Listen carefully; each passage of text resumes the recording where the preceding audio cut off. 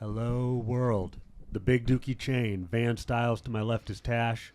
Hush, producer behind the cameras. And Kosha Dillz in front of us, the guest of honor. Thank you for coming out. Thanks for coming. Thanks for making it happen. First and foremost, before we get into anything, what brings you to Boston today? Playing a festival today. Where at? At MIT. What kind of festival? Big music festival celebrating Jewish joy. A lot of the big artists. The what's up? You're hitting the camera with the mic. Oh, my fault, my bad. Hitting the camera with the mic Yeah, stand. We got. Just been playing a lot of college campuses. Someone directed me to some student. Student was like, "Hey, we're gonna throw a festival." I think this was like a few weeks ago. We had gone down to UPenn, and just like made a post by Benjamin Franklin over there. And I got connected from a student over at UPenn to this student at MIT. Student from MIT, was like, stand by. And then they started booking other artists. So, but just to be clear, you're doing like campus after campus, whether it be high schools, colleges. It just happens to be like that right now. But we're playing ticketed shows too. Like basically, I'm on a tour. It's called Bring the Family Home, named after one of my songs. So Bring the Family Home tour. We had New York, Chicago, San Francisco, ticketed shows, but in each city we're sort of doing college campuses, whether we're filming and doing the college campuses want you there because of what you rap about. Yeah, who I am, and also like what's happening, and we're going there anyway. So like even if what we realize is if we go to a college campus and there's no show or no one inviting us, I mean we're just going and just filming and creating stuff. But the MIT thing is like, I don't know, it's supposed to be like 1,500 people there today. Yeah, no, I'm How long have you been rapping for? Yep. I put out my first vinyl in 2005. First time I was on stage as Kosha Dillz was 2004. First time rapping on stage was New Eureka Post Cafe, 99. 98. Where did Kosha Dillz, the name, come from?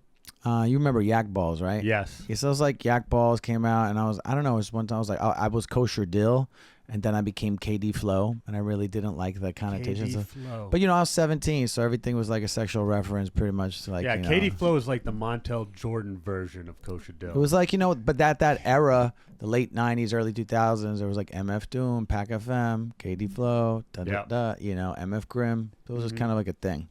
KD was just kind of rolled off the tongue. Do you remember easy. the first time like you came to Boston to perform? Yeah, I do.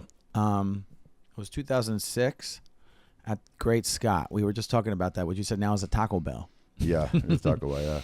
Yeah. And I came with C. Ray's Walls, and what I used to do at the time was I would look like on the how there was like a message board in the comment sections of MySpace, and people would be in like C. Ray or anyways rappers like come to Brazil, come to Omaha, come to Boston, and then I would message the person. I'll be like, who's the promoter, and then I realized I could kind of like help him get a show, and I could take like $100 and come and just open up. And do you remember the show?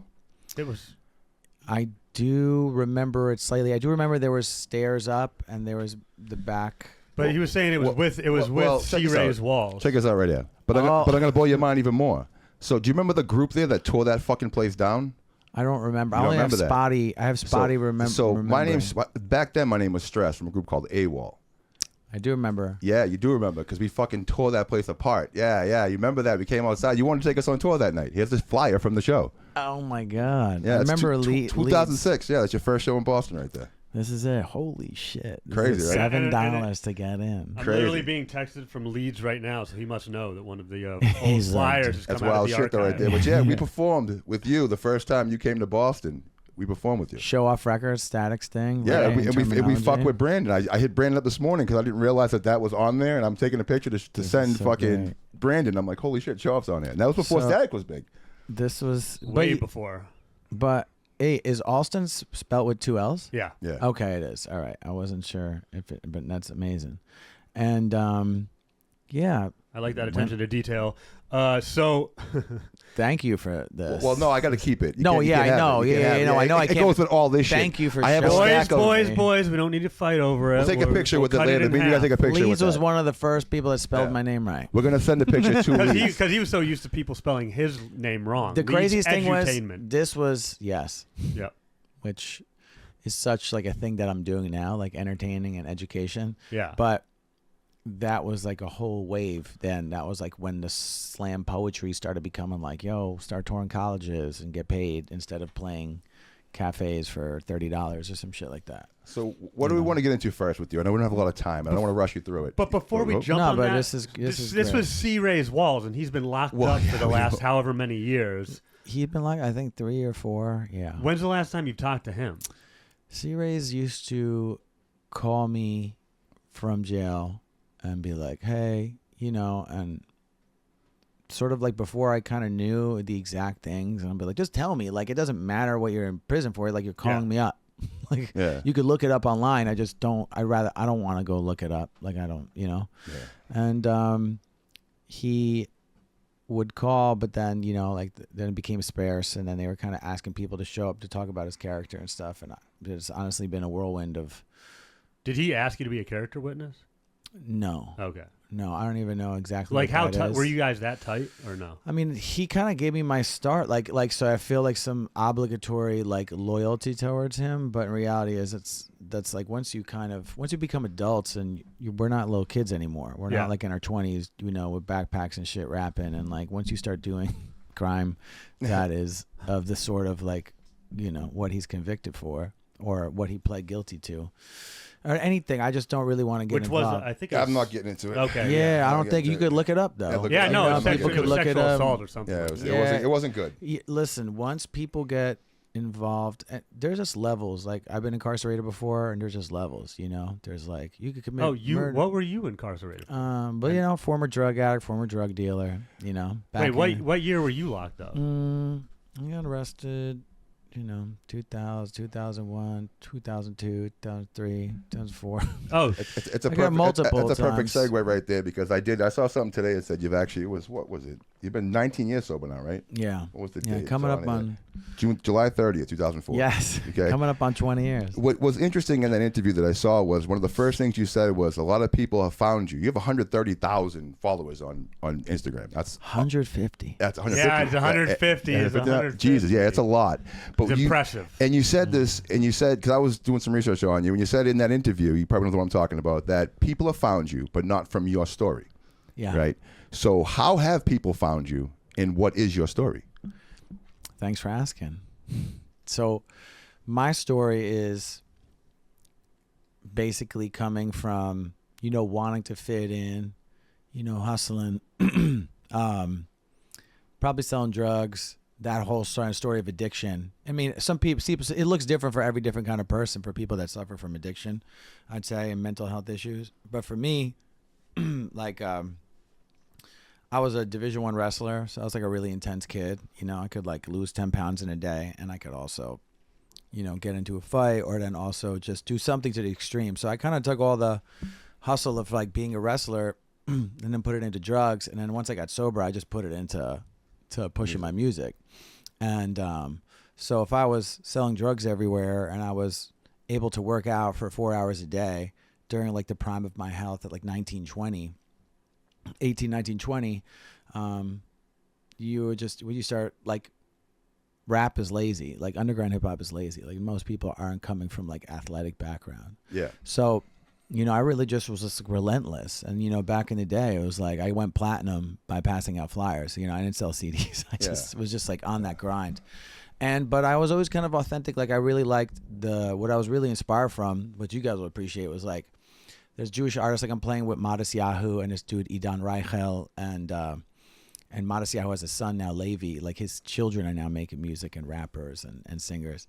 And, you know, we kind of come from like the stuff that I was inspired from was like Necro and Ill Bill, like nonfiction, because they were like sort of the first people that really was, when I was like hustling, I was like, wow.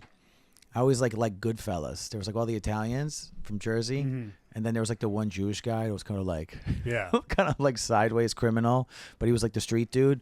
And I was like, that sort of was really impressive to me. I was like, that's so interesting. Like, from an aesthetic point of view, I felt like I was always that guy that was the Israeli kid. My parents were immigrants, and I was around a bunch of people that weren't like me. So, are you Jewish? Yeah, because you Israeli hot. All right. Why do you don't encourage him, man? Don't encourage him. When am I going to hear a Necro Kosha Dillz song? I've been waiting now for 2 decades.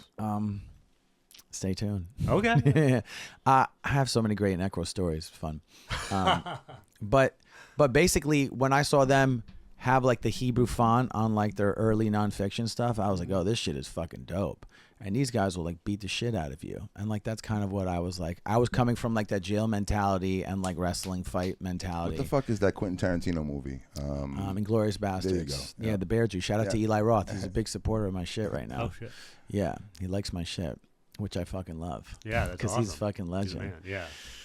So yeah, that's what I kind of come from, and now I'm sort of like in this space of like being a rapper and then rapping for people that weren't even like never even attending rap shows. Mm-hmm. Well, I was gonna ask. I mean, so obviously, I mean, actually, I don't know. I mean, at what point in your career did you turn to like on your YouTube, like your last maybe 6 to 8 videos are now protest songs?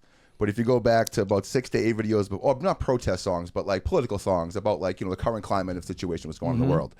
But if you go back before that, wasn't that? It's cellular phone, sweatpants song. It's not none of. It's the opposite of this. So what turned the tide to this? Because now you're going at Kanye, you're going at Macklemore. I mean, you got Disaster came at you. I mean, this is you really pay attention to detail. I just want to thank you, bro. No problem, man. You came all the way out here. We want to make sure that we spend our time with the right people. Cellular phone, sweatpants song, garage sale. What other songs I got? Taxes Done was a big hit. It's not Ceasefire.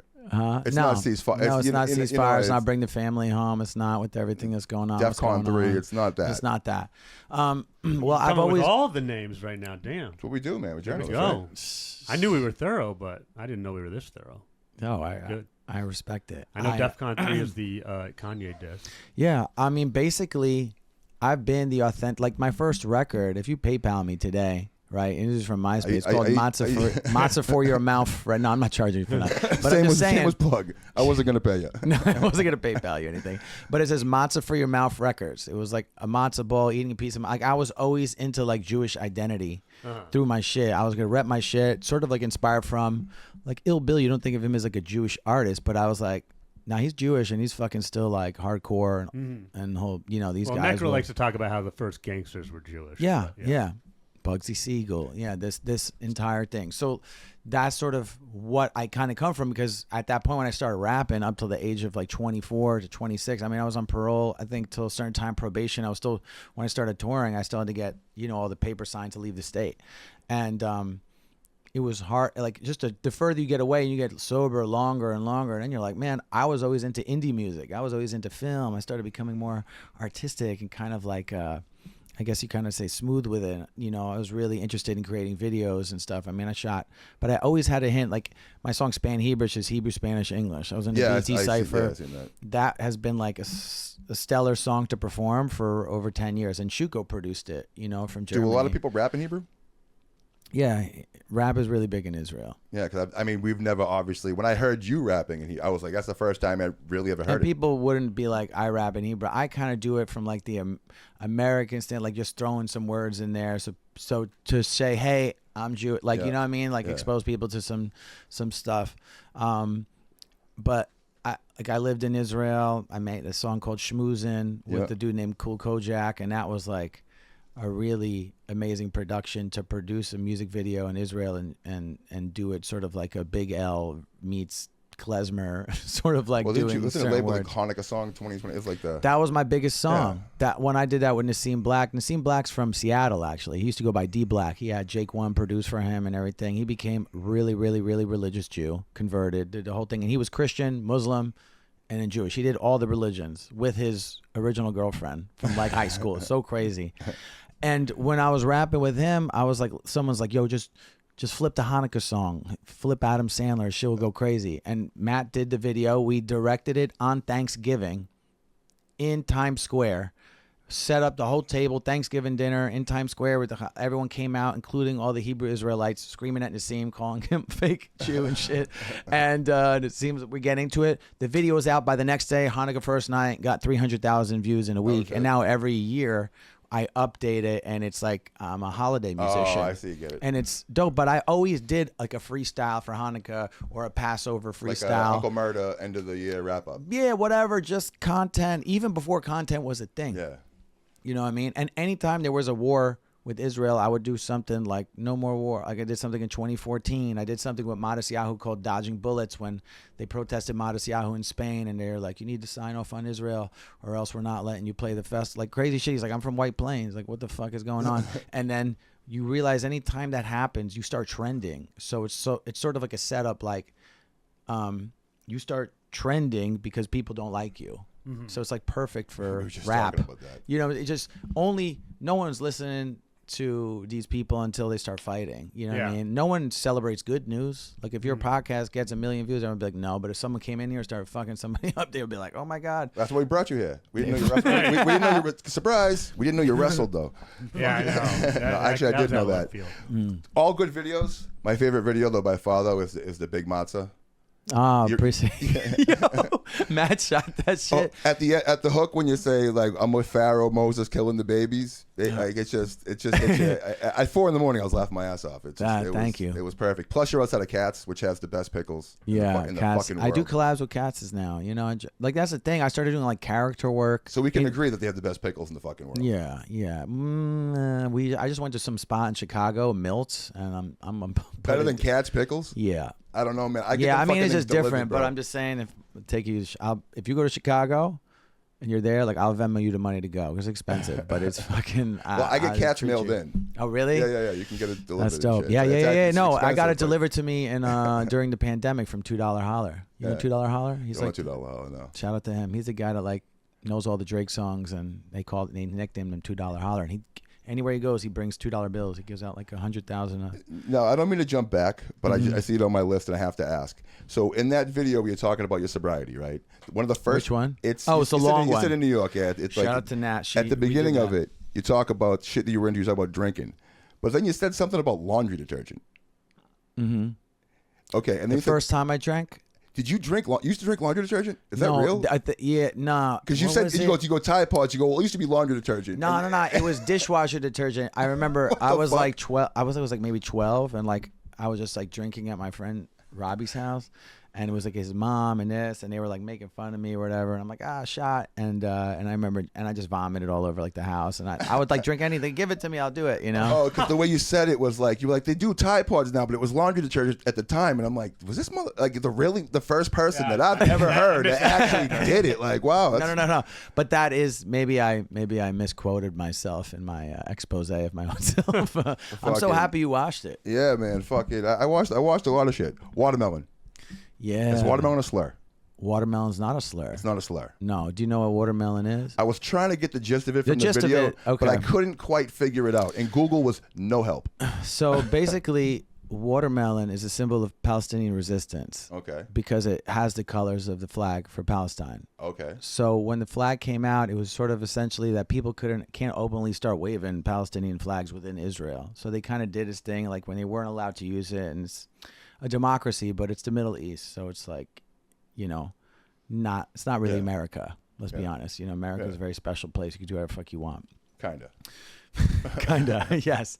So recently people online, right? Because when people start seeing flags, like let's see a blue and white flag or a Palestinian flag, then they'll say that they're getting suppressed. It's code. And it's like, they'll get suppressed by the algorithm, and then people start posting these pictures that'll be like, please comment if you see this because the algorithm's doxing me because of, you know, my affiliation with the Jewish side or a Palestinian side, etc. So at this point, we're maybe 4 or 5 months into war. And, you know, I started like to lose my mind. We're making these interview videos. I went from, you know, the event that we did before October 7th was Bald Hashanah. It was a celebration of National Bald Day and Rosh Hashanah, where we served Cat's matzo ball soups. You got to understand where I'm coming from. I'm coming from doing silly shit. I'm on Wild 'N Out.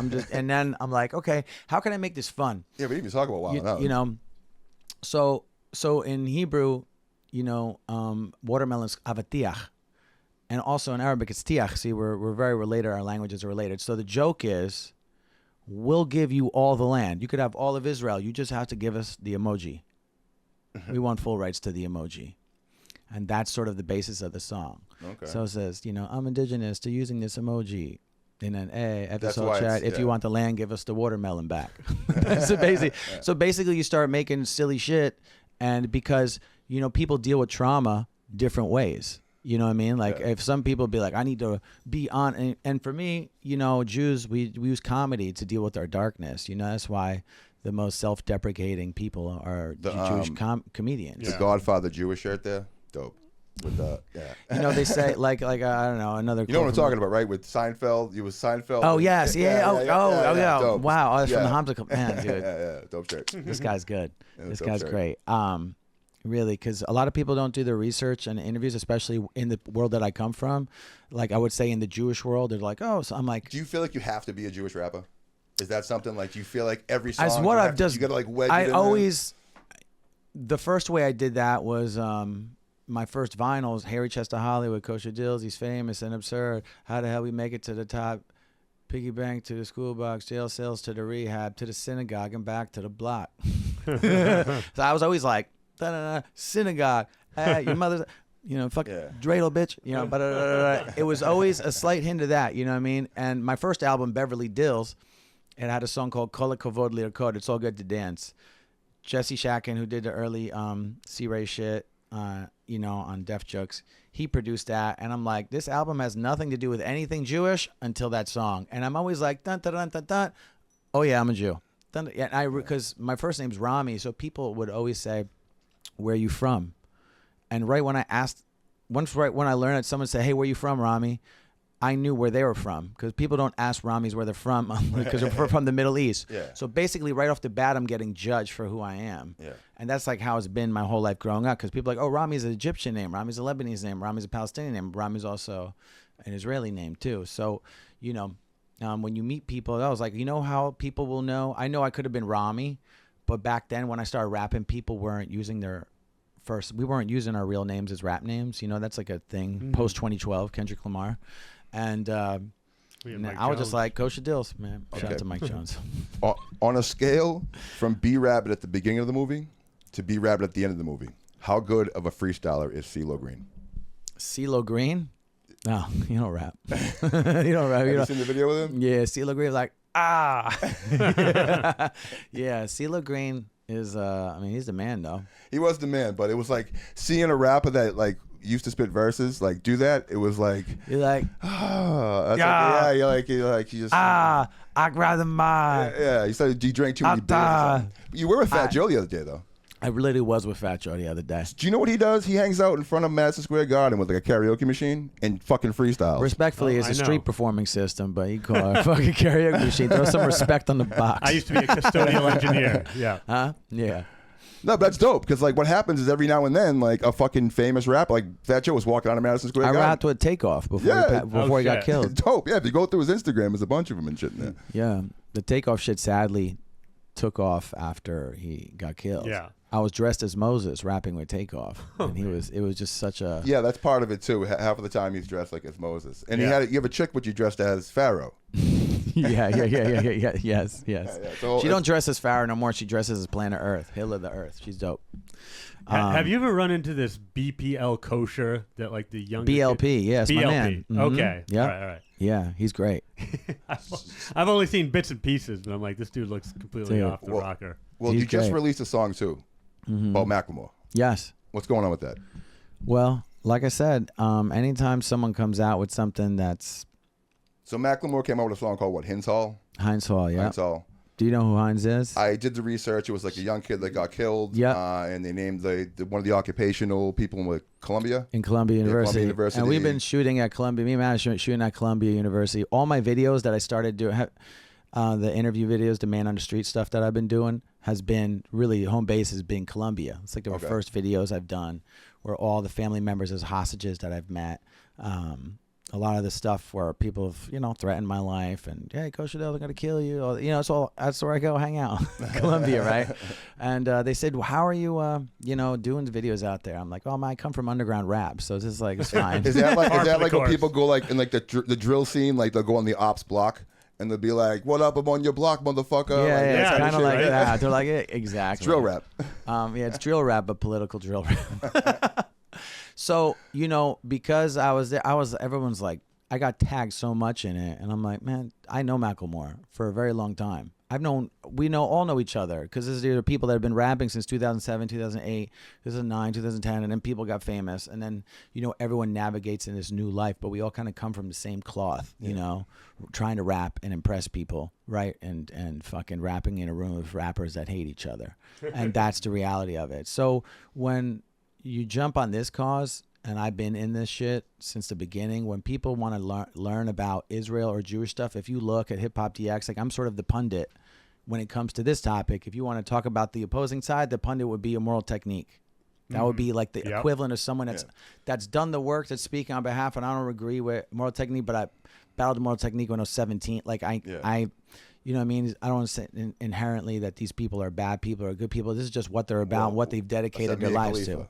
Mia Khalifa's inherently a bad person. I mean, Mia Khalifa's, whatever, and fuck her, whatever. I mean, have you run into a Mortal Technique since? I played a festival on October 7th with a Mortal Technique. And did you guys? I don't know if he.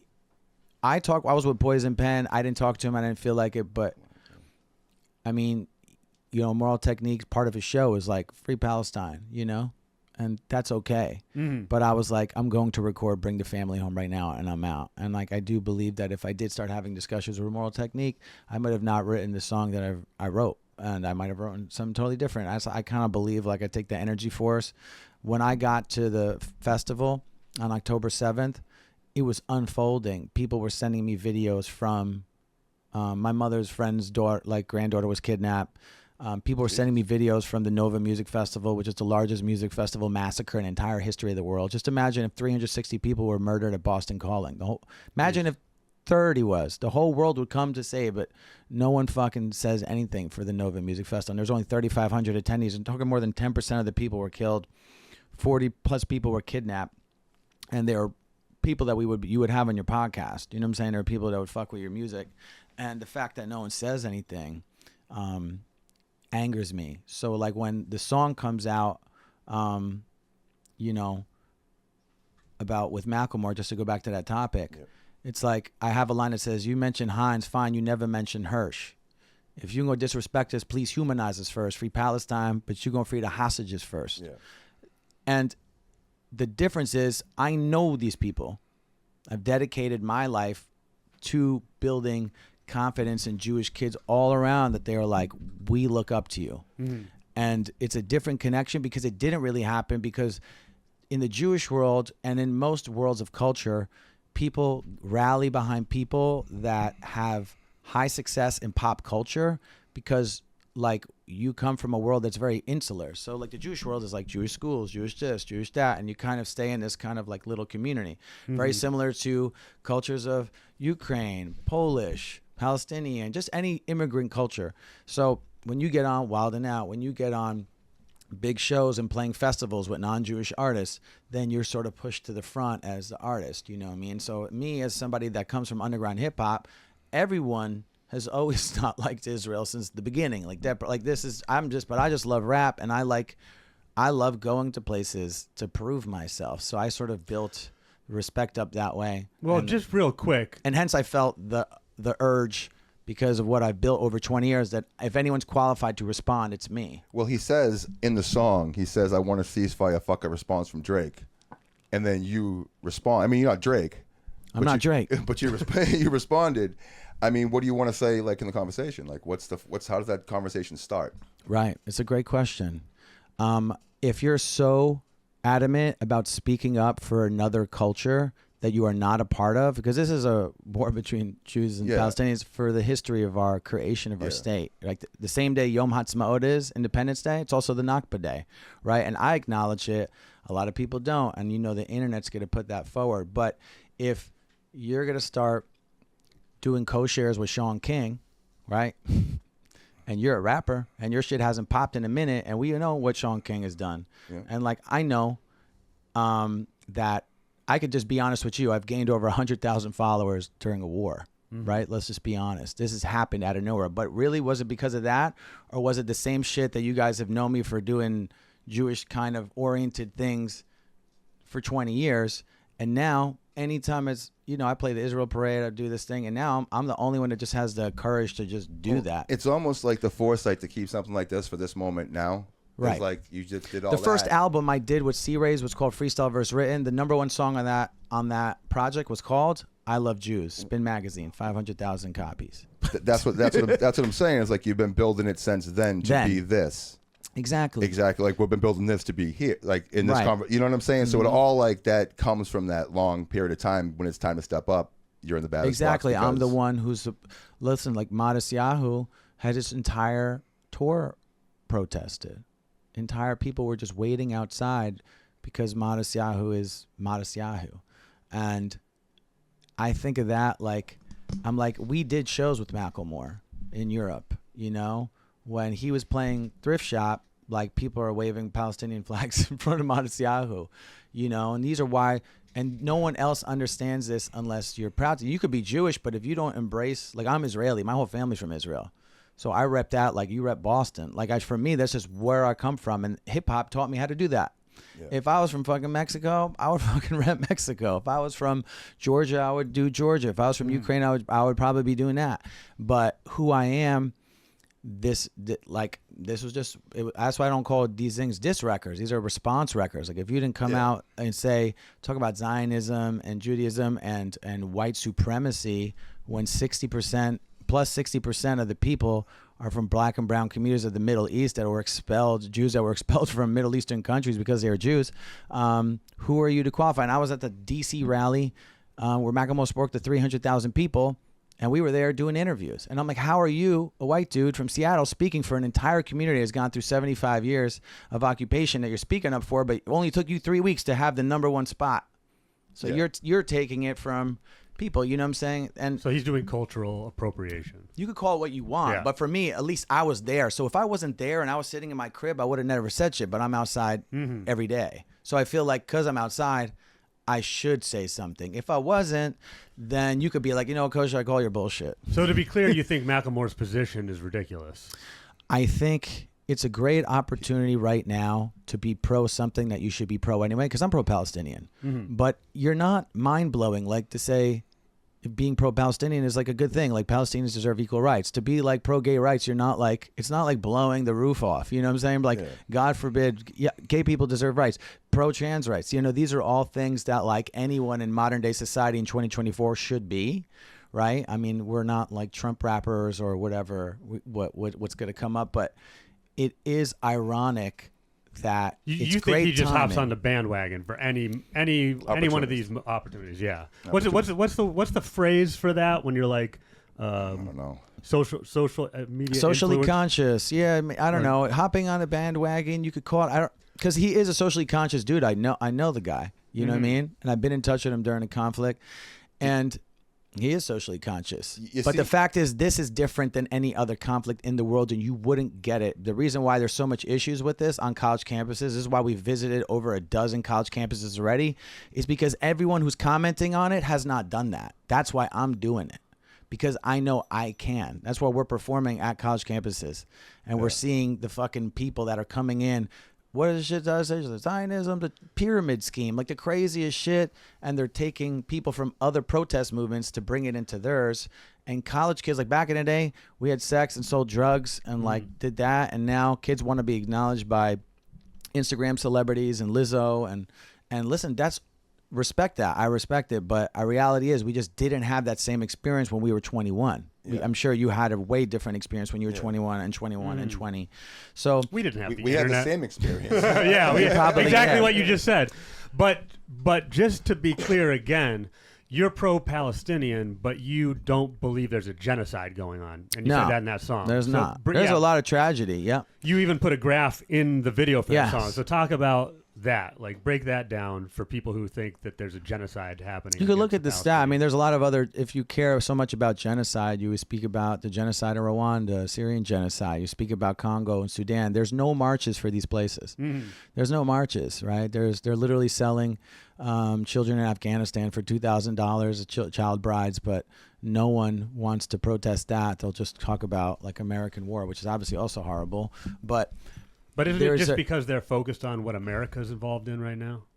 No, I don't do that. And a lot of people that say taxes this and taxes that, I don't know how much taxes they pay. I could tell you, like most people that are like, taxes, my American tax dollars. I'm like, bro, you buy a Snickers bar. Like, I know you're not, I know you don't got no W-9 stacked up. The reason why I continue to speak up about it is because I'm there. And I think that if you are not Palestinian and not Israeli, you have no clout in picking a side and some shit you really don't got a part of. But your side is you think that there should be no ceasefire until the hostages are freed. I don't necessarily believe that. I believe that there should be a deal made, and I think because I don't think you could kill an idea. Mm-hmm. You see what I'm saying? Like radicalism, it takes a long time to unlearn it. Have you ever tried to teach a dog how to sit when he's old? It's way harder to do it when they're young. You have to train. It's really hard to like the amount of. You have to spend time with it, and like it really, and it's extremely exhausting for you to just come off the bench and then jump into like this new protest world, and you're like, damn, this shit's great. Like, there's so much. It's so much. It's way different than. It's fully encompassing too. You have a lot of like what is it called? Like fanatics too, like people that are all encompassed in ideas that like, and there's no. It's like, this is my team and that's it. And they just want an identity. There's not a team. When you have family there and your house is there and all your relatives are there and you're like, bro, sometimes like de-escalate is the best way. Like you don't have to explain to your ex-girlfriend, why did we break up? Why did we break up? You know what I'm saying? Speaking of de-escalation though, what is like, I'm sure you're out on the street dressed as Moses. You're out, going to very not often pro-Palestinian places. I don't dress up as Moses going to that is a good idea. That's next. There we go. That's my great idea. But what are some like really extreme responses that you've run into on the streets of New York City or at these college campuses? You look at him like he's seen some shit because you look at him and he just gave me a look of like, fuck it. Well, just a one that comes up at Columbia, this one kid goes like, he's like, you have the nerve to support Israel. He kept saying it like that. And he's like, get out of here. I'm going to kill you. He's like, I'm going to kill you. And then we're like, dude, we're like on camera. I'm like, you want to kill me? I'm like, okay. Like, I don't know what to say. So it's sort of, it's an interesting time when I go out there, and that's just one. But we were just in Chicago, so we're making this film about our experiences. And listen, we just went to a place yesterday that was like kids had no masks on, and there was like I was there with the Jewish kid, they were there, and right down the street UC Irvine just had a building taken over. They renamed it Al-Aqsa Libraries, something like that. Another crazy, every day there's a new thing popping up, and it's like the heat of the news.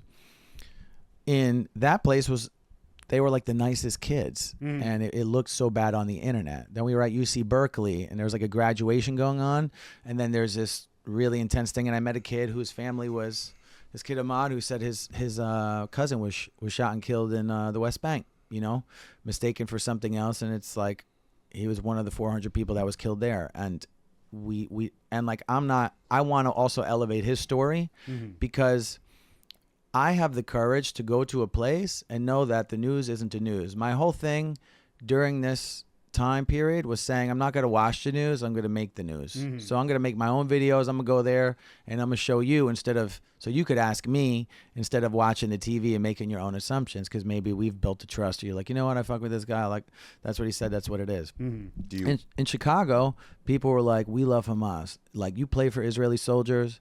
And I'm like, he's like, I hope your whole family dies. Yeah, you like that. And we were like, yeah, we should probably kind of dip. You know what I mean?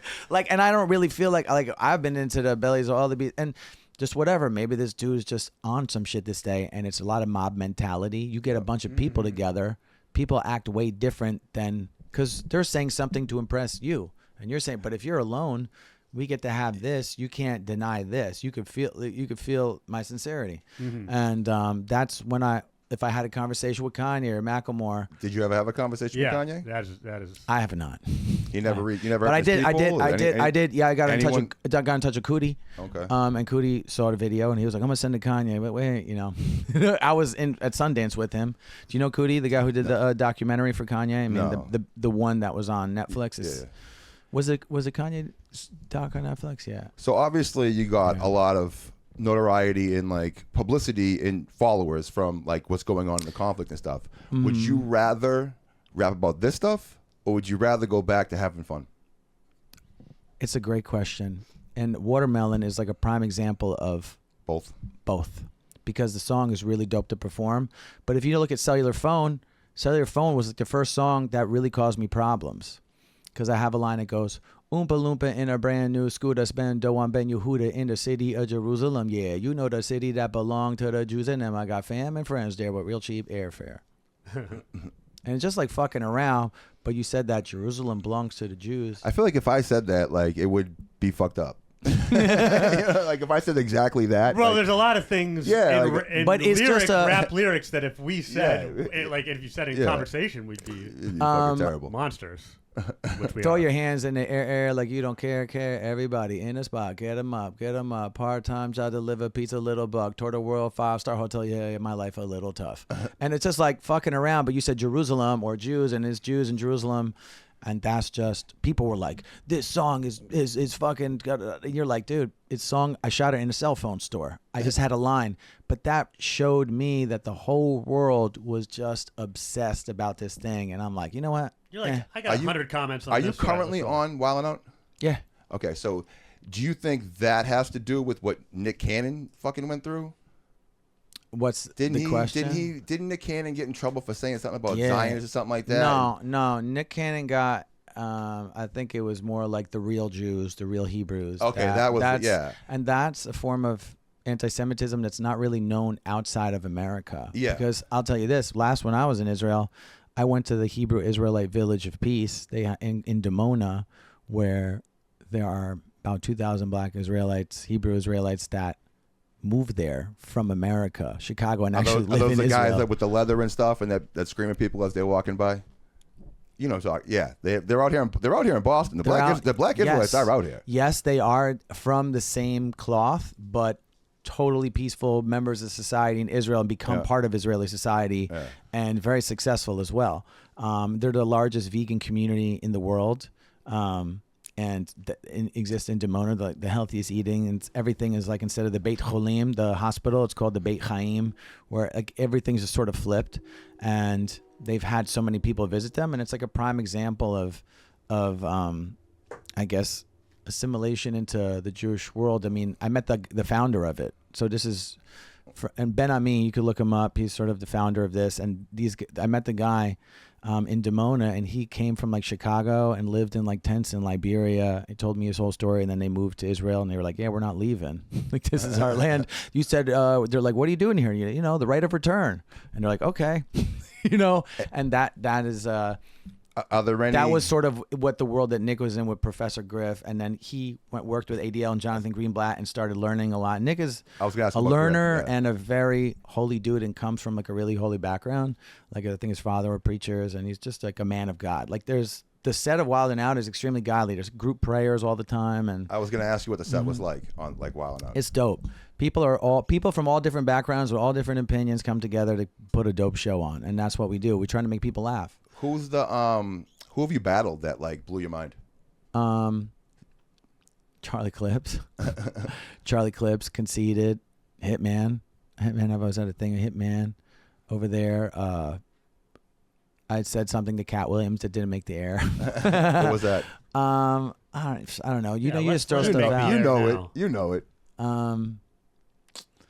Something. Nah, I don't want to say it. I was just like,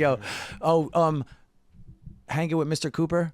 Mark Curry? Yeah, he's like, he bowed me, and he was on the show with Cat, and I'm like, how old? And he's like, I said something about how old he is, and he goes, no, but your shoes are. He said that, and then it was like, bing, bing, bing, bing, bing, and I was like, what the fuck? And it was just mad funny the way he said it. It was just so funny, because he's like, you know what's dusty? Your shoes are. How do you end up even getting on Wild 'N Out? The Fat Joe thing really helped me. Okay. Rapping outside MSG. I was kind of like the first battle rapper that I wasn't the first guy that wasn't a battle rapper getting on the show. Yeah. I made it from freestyling outside. Yeah. So what, someone reaches out to you? Yeah, got an audition. They found me, there was World Stars, Shade Room, and this guy that's rapping everywhere, rapping outside anything and everything. And and then I got the audition, sent in the tape, got down to Atlanta, auditioned, battled a bunch of people, did jokes, and really wasn't really funny at the time. And now I'm like doing comedy and everything, and really trying to becoming funny is hard. You know, Well, you kind of have that You gotta style be- in your videos, though. Like it's kind of like that. I could and honestly, our new videos, the interview videos, were kind of like, it's like making a little movie. You have the music, you got the little sound effects, you kind of, Well, another guy that does good videos is Dave. Do you with Little Dicky? yeah. Not Little Dicky. Fuck all that. Oh no, all Little do you- Dicky, do you- 100%. you like him? Yeah, yeah. Yes, genius. Do you want to work with him or? Yes. If Little Dicky, if you hear this, I don't have enough money to work with you. But I mean, I think he's a genius, and I mean, Is he? So he's like the. I've actually did shows with him and toured with him before he blew up, but he was already blown up to me because he was selling out everything like right off the gate. But So big fan and all that. I'm a shit. fan. Yeah, I mean, he's not free. He's a tight verse writer. I mean, he writes amazing. The things, show's good. and The The show's amazing. The show's really good. I It's thought it's that was hard for me amazing. to get into music about like his dick. Like I'm gonna be honest with you, it's tough. You know what I mean? But I'm 90s hip hop. I'm 80s born. You know what I'm Right. saying? I'm like that. So it's tough for me to do that. When but he was in the if- stall and the penis started rapping, If that shit was that's the what you're funniest for. thing I'd ever seen. do Do we want to, Julia? Did you want to come in and because Julia is a friend of mine and a friend of yours. Mhm. They kind of. you want to come brought ask a this- question? You can brought grab this that mic together, from Hush yeah. right there. Hush, bring the mic over. Just grab. Come on, Julia. Now, Julia, Tash has been really on point today. I mean, I haven't had to do much. Shout out to Tash. Yeah, Sounds because he's had all immaculate. he's had just one banger of a question after another. So you gotta I like need headphones. Where are they? They're right behind you. you gotta do better than him now. And you're gonna want to. I hope I'm giving you good answers. Yeah, no, you're fantastic. I could tell you could do the interview all by yourself, ask the questions, and do. You're gonna want to like just don't. You hold, don't, like, we don't even hold need like to be right- here. no, You're no, like, no. you've Not been all the doing way, this but so long. Also, Just hold it. you have to be Yeah, just a couple fucking minutes. fearless Yeah. after That's so what it's many gonna be. years of You want to just, get like, on? You're on now, big man on the time. street stuff. Yeah. Lights are Yeah. on. Yeah. Okay, Julia. ahead, it's your time. Wow, here we go. Time to shine. This is going to be what I catapults you into a new know, I sphere. know. So no, I mean, I was really compelled by the conversation because I really appreciate what you guys are doing and following the conversation of just how much traction that it's gotten, and being a fan of the work that Rami has done. How we originally met was I was at a hip hop conference at the Temple of Hip Hop, Trinity College, with a bunch of my students. And there was a freestyle battle, and I'm walking down the stairwell with, like, I don't know, 20 kids behind me. I have a bag on, and he or his boy like calls me out into the freestyle rap, and they're like, Mother Goose is coming with her kids and all this stuff, and I'm like, oh my god, like this Did is. you say the part where you were a teacher? Did you put So that? I was kind of, my students used to joke and be like, oh, you're the Michelle Pfeiffer, because I would make them listen to music and express themselves, because there was a R.I.P. lot. Coolio. Damn. I did a show with him. There was a lot of Really? Oh man, he Um, did one of the most memorable shows in Boston ever. behavioral stuff. And so we took them to this conference of like, you guys need another way. Like, you can't just be getting into fights in the middle of the hallway. Like, what is your actual outlet? And so one of my students aspired that he wanted to be a rapper, and they called him up to freestyle. And I was like, yeah, you have to go. And he's like, no, Miss Campbell, I can't do it. You have to come with me. I'm like, what?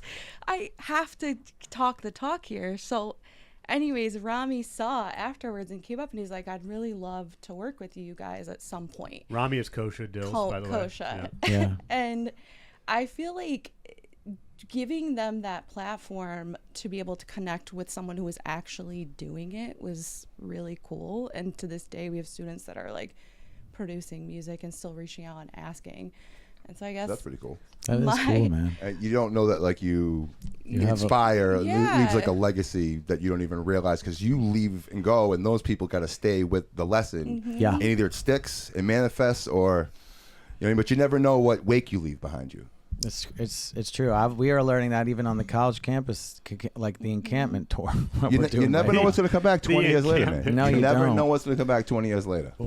You I told you I was learn- going to blow your mind.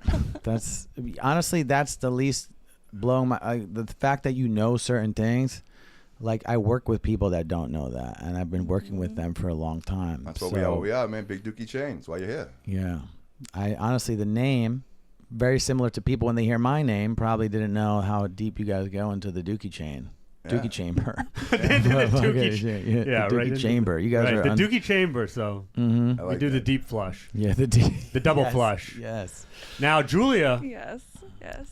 I still want to hear like Your question. What's the question? Yeah, mind-blowing my question. mind-blowing question. I mean, for me, it's more how do you create that middle ground, because there is such a polarizing argument happening right now.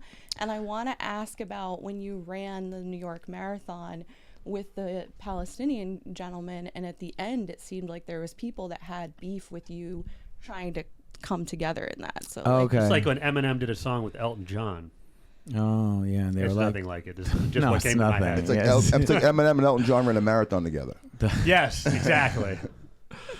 Oh man, this is we're at the point of the podcast where you start comparing the Israeli-Palestinian conflict to Eminem and Elton We had John. to. It always happens, That's man. It the, always that's happens. the Dookie chain. Time to go home. That's the 37th chamber. I told, usually people would be like, oh, did you hear that anti-Semitic thing someone said on a podcast? I'm like, how long was the podcast? They're like, like an hour and a half. I'm like, see, that's the issue. Everyone, even I say anti-Semitic stuff after 50 minutes.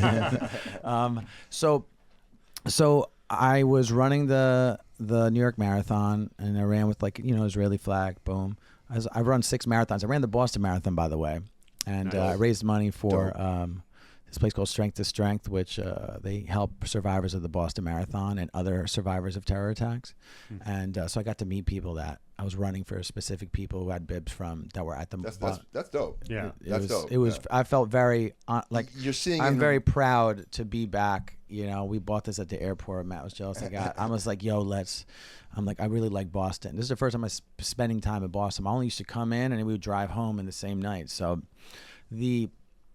I saw somebody, I was like around mile 12 with the Palestinian flag. And I was like, this is a month into the war. So this is, and along the way, there's a bunch of people with Palestinian flags. I'm like, let's take a picture. And they're like, no. And I'm like, okay.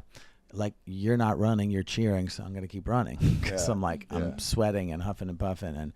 And running has definitely changed my life as far as anything after wrestling. It's something I fell in love with because it's just me versus me. And I think in this whole world where we're seeing a lot of me versus me, like we're all like, man, I could do better. I could get more of this. I could, maybe I could just be a better person, right? And running really has helped me do that. I saw this guy. I'm like, dude, let's take a picture. It'll make people happy. It won't make me happy. It'll make you happy. Let's do it. And like, all right, fuck it, let's go. And I took the picture, took a little video. Someone knew me right off. So I'm like, here, take my phone, videotape me. And then I just added Frank Sinatra's New York, New York. It's a New York thing. This is like a New York thing. Like, we live here, Yemenite guys, Palestinian guys, Jewish guys. We're at Williamsburg. We're at the corner store. There's people from all different cultures, right? And the video blew up, got like 6 million. And then I reposted it for Boston. And I said, maybe it'll happen again. And it was got another 1 million. But like in the video, the guy was like, man, this is awesome. Yes. And then I saw his profile. I think he was an Egyptian guy. And, everyone was like, you're a traitor. Like, once the video started blowing up, everyone just started commenting like, fuck him. So he's like, it wasn't me. I don't know. I didn't agree to this blowing up. And that's the thing. Like, people want to do it until they see that it's really hard to be criticized by people that you don't know. People live with other people that criticize them for their whole life and they hate. But, God forbid a stranger doesn't approve of what you're doing for the better world. And everyone's like, a lot of the positive comments are like, runners will come together and do anything, But the thing is, they bullied him he changed his whole profile. It went from like just a regular person to like, free Palestine. It's like, free, and I'm just like, man, dude, like, yo, it was a 9-second video, fam. Like, it ain't nothing that serious. And then at the end of that race, which people didn't see, there was a guy had on the back, it said Gaza, and he was Indonesian Muslim. And I was like, yo, what's up, man? Let's run the end of it together. And he's like, it was like 20 mile, like 25.2. So at this point we're like, hallucinating. And he's like, well, what do you think with everything that's going on? I was like, bro, I was just trying to run with you real quick. I ain't trying to have like a full discussion. While running. But I was like, yeah. And people were like cheering on, like there's like Israeli flag sections and Palestinian flag sections. New York is like a lot of people. Yeah. And everyone's like, yeah. And they're like, wait, because we were like running together. And, if you live and breathe what you really believe, you don't got to worry about none of that. I don't want. You know how many people commented on my Wild and Out stuff that are like, you're not a real Jew. I'm like, bro, I'm a Wild and Out and I'm here because I'm beating other people that are the people that are here. And if you don't acknowledge it, It don't matter because I'm still on a show. I got all the paperwork and the W-9s, and I'm here because I'm getting funnier. My job is to make people laugh, and my job isn't to control a comment section. You know, my job is to entertain you so much that you're going to comment, you know, and to make thought-provoking songs and to come up with stuff and to be the butt of a joke. The other day we were at the encampment and someone goes, yeah, your rhyming's fine, but could the next song you do, could you be on beat? And out of all protest shit, I was like, yo, that shit was mad funny. He got you. Yeah. And I was like down to be like, cause I'm part of the circus. Yeah, like, don't get it confused. Like, if you don't think you're part of the circus, that's where we're wrong. Yeah. Like, we know we are. That's why we went with the Big exactly. Dookie Chain is the name. Exactly. Like, all those rappers that you mentioned, everyone's part of this dumbass circus because the people want to be clowns. Bread and circus. Bread and circus is what it is. That's why the most authentic rappers is Insane Clown Posse. But anyhow. You have been extremely generous with your time. I know you have to go. I'm going to call an end to this now, even though we can keep talking forever because this is obviously a great conversation, but you do got to go, so I'm going to cut it out. Just let you. We're only 20 minutes past your time. Okay. So you can bring me back. But I want you guys to watch the song. It's called Time for a Conversation. I just want to go back to that. You said, what would we talk about? Yes. You need to acknowledge my humanity. That's why I talk. Don't dehumanize me to the point where you won't even talk to me, knowing that I am the Israel rapper of underground rap. I might not be Lil Dicky, because Lil Dicky don't address it. I might, but bitch, I'm here. You know, Nassim Black is from Seattle. Like, you could have talked to Nassim. He lives in Israel. What do you think about Khaled? Not saying shit. DJ Khaled. Yeah. DJ Khaled's a man about peace. He wants to bring people together. He doesn't want to get up because it's a lose-lose situation. Once you're in it, it's a lose-lose. Even if you try to be in the middle, it's a lose-lose because one side is encouraged to boycott everything. Academics, art, culture, they won't go to Israel. They won't acknowledge us. So you're dealing with that. So Khaled's like, why am I going to succumb to some shit? I got Jewish friends. I'm Palestinian. And he's Palestinian. So shut the fuck up, especially if you're not Palestinian. Don't speak up for someone else who is there, especially if you're not from that region. Someone doesn't have to say something, and he has in the past, and he probably will again. He's just not doing it now. And someone who lives with it since the day they're born, dude, as a Jewish artist, I know Modest Yahoo too. We're not, bro, I want to make songs. I just want to make dumbass shit. Like, I want to make songs about, I got a new song called Nuttin' Yahoo. And I said, give me Iron Dome, I'll start nutting. Yahoo! And and I was like, yeah, I want to do some stupid shit because I like stupid shit. Because you know what, I'm stupid, you know, but I'm smart as well. And we're making a film about it. And people have so much emotion tied into this, especially like deal with your own demons. Like, these are our actual demons. These are actual family members, and it's a privileged point of stance to come at it and say like, no tax, like whatever, bro. Like, we all pay taxes. We all paid for school, and your money is not paying for Israeli university. We're not like, it's not that serious, you know. And I understand.